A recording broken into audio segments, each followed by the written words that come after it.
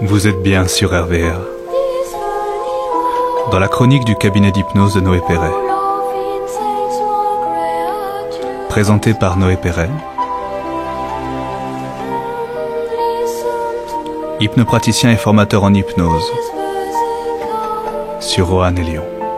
Aujourd'hui, nous allons consacrer la chronique à vous faire comprendre le fonctionnement du mal des transports et du vertige. Pour commencer, il faut comprendre que notre cerveau cherche en permanence de la cohérence dans ce qu'il analyse, et que bien des problèmes viennent d'une compréhension erronée de notre environnement par notre cerveau. Pour illustrer ce propos, prenons pour commencer une personne qui est malade en voiture. Il y a deux informations contradictoires qui arrivent à son cerveau en même temps. La première est qu'elle ne bouge pas, car elle est immobile dans un fauteuil. La deuxième est qu'elle bouge, puisqu'à chaque virage, elle est projetée de gauche à droite. En temps normal, le cerveau va réussir à faire le tri de ces informations. Mais de temps en temps, pour certains individus, ce n'est pas le cas. Le cerveau va alors rejeter les données qu'il perçoit et essayer de modifier le comportement de l'individu pour avoir des informations plus claires. On appelle ce phénomène de rejet une dissonance. Pour l'atténuer, il est courant de demander à la personne de fixer la route pour que son cerveau puisse mieux comprendre. La dissonance peut modifier le comportement de bien des manières. Si un mal de tête ne suffit pas à faire arrêter la voiture, ce sera peut-être plus efficace avec des vomissements. Si cela ne suffit toujours pas, il reste alors la peur ou la phobie tout simplement, du ou des transports. Pour ce qui est des vertiges, non dus à des problèmes d'oreille interne,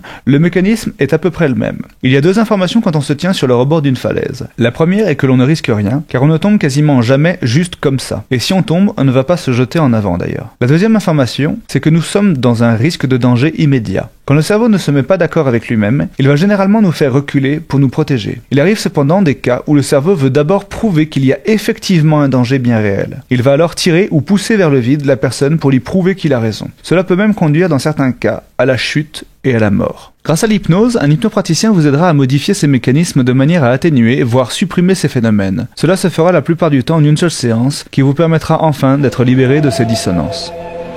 Je vous donne rendez-vous dans une prochaine chronique du cabinet d'hypnose de Noé Perret pour en savoir plus sur les hypnoses et le fonctionnement de notre cerveau. Cette chronique vous a été présentée par Noé Perret, hypnopraticien et formateur en hypnose, sur Roanne et Lyon.